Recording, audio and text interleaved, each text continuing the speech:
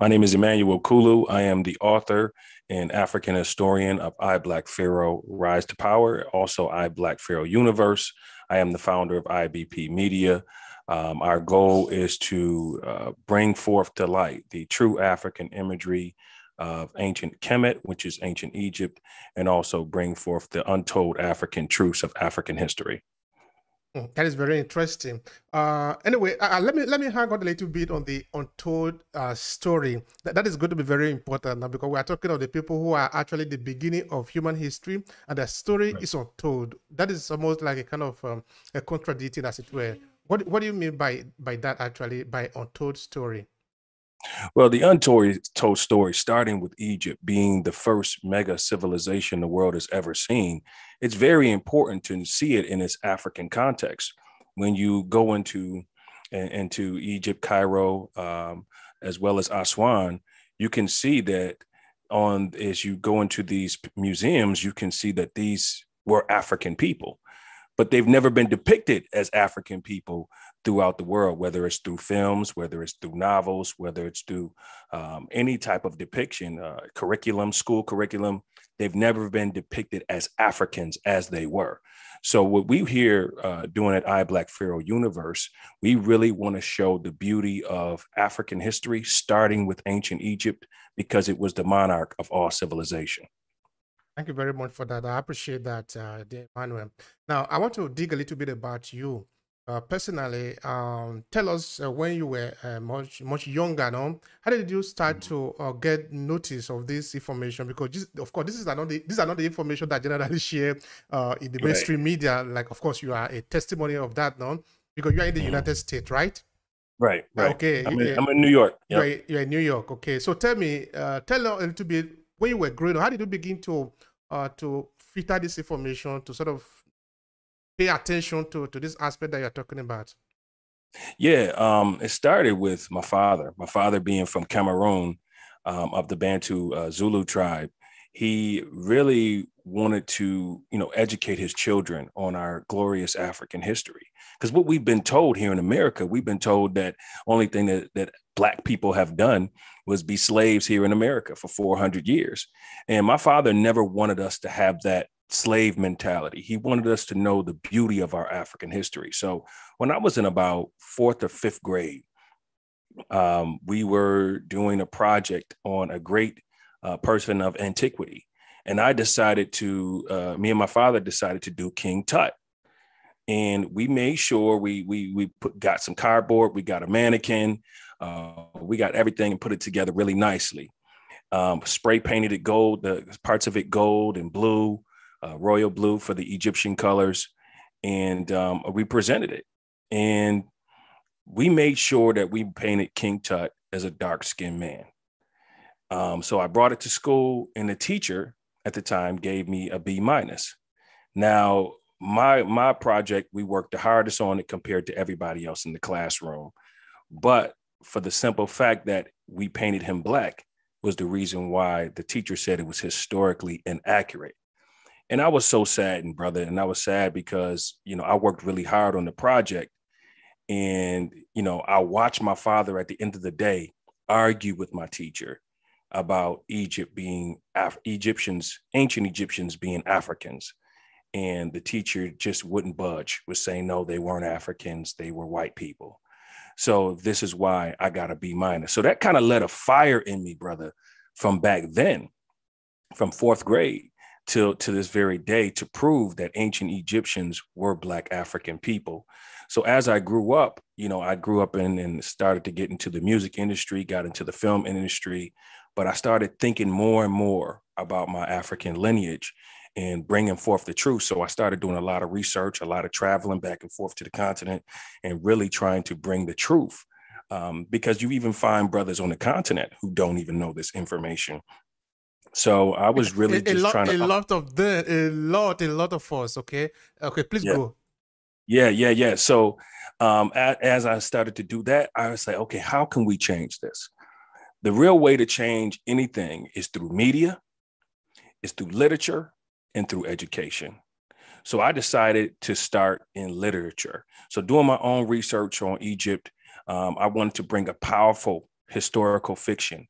And that's what you have with I, Black Pharaoh, Rise to Power, and I, Black Pharaoh, Golden Age of Triumph. Of course, we're going to come to go a little bit deeper into that project of yours.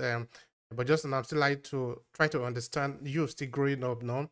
And because that is very important, because like you already strike down, it is very important that some people know that you don't just jump out and begin to write. No, you write because Right. there are things that are inner motivation that sort of motivate you to write about on what you write about, also the kind of subject that you write and what you give emphasis to. So it's very important. Now, when you were much younger, also, I'm remaining in those periods, you were having some conversation with your parents. I want to believe that, no? So when it Mm-hmm. comes to history, what kind of argument were you having? I mean, like, of course, you could see that things were different, in the society. Maybe living in the US, no? So Right. how was the conversation like? What was the thing that you were talking about often? Yeah, my mother, she is African American, but she always really wanted to connect with her African lineage. So she was affiliated with movements called like the Black Panthers. She was also affiliated with other Black movements in the 70s, because she really wanted to be empowered by Pan-Africanism. So it was a good thing that she got to meet my father, who was actually an African man, who helped her to understand her African history, as well as he learned more about the African American history. So it was a nice balance for us. So we was always grown up with proud African roots, whether it be on the African American side or the African side. My mother was a history teacher, as well as a social studies teacher, English teacher. So she was already an educator. So for us coming up, we already learned from our father, from the spiritual side from her, and as well as the African history from him and her. So we come from a family of educators as it is, and we really just grew up in that light, and we wanted to share it with everyone else around us, because we found here in America, a lot of our brothers and sisters don't know where they come from. And that's due to what you've been taught. It's kind of like one of those things in America. They say, well, Black people just fell on the earth and all of a sudden became slaves. And that was it. That is basically the history in America about Black people. It's a lot deeper than that. And yes, we love Dr. King, we love Malcolm X and all of those other brothers, but we have great ancestors such as Yah Shantaway, such as Queen Hatshepsut, such as Shaka Zulu, such as Mansa Musa, such as Abu Bakari the second. So, we have great leaders of well-known African kingdoms that have never been taught in American school curriculums. So I come from that, and my parents always educated me on that, even when the school system wasn't. Thank you very much. And I also want to thank your parents for what they have done, because it helped to light a little candle in the dark.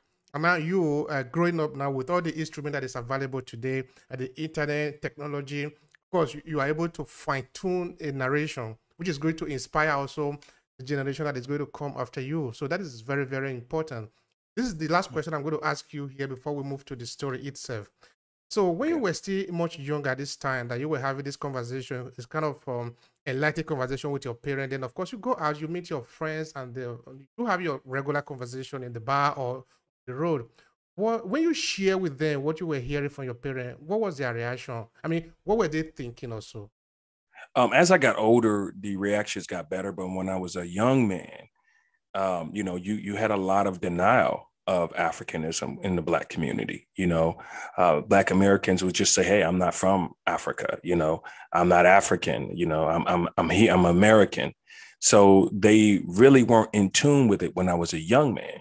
But as Pan-Africanism has grown, and as Black history has grown, we start to see it being more well received, people trying to connect back to their ancient roots. And also, you now have what you call AfricanAncestry.com, which is becoming a very big thing in the Black community, which is helping Blacks connect back to what actual place in Africa they were from. So a lot of people are opening their minds to it. But when I was young, there was a separation there. There was definitely a separation to where, people didn't want to be African for the fact that they thought Africa was a bush place. They were told in their education system that Africa's poor, Africa is full of famine, Africa is full of disease, Africa is where HIV and Ebola came from. This is what they're being told in America about Africa. And what are they being told in Africa about African Americans? They're being told that African Americans are violent thugs and street people and have no culture. This has created this separation in the diaspora that we see that's happening today. So my goal is always to stand in the middle and unite the African continent and the African Americans. And it's interesting that you asked this question, brother, because in the 1960s, the number one threat for America was not to allow African Americans to connect back with Africa. This was the number one threat to the government. So this is how important this is for us to actually do that, to know our history and to know where we come from, because even the actual government, fear of uprising, did not want to see African Americans do that. So we must do so.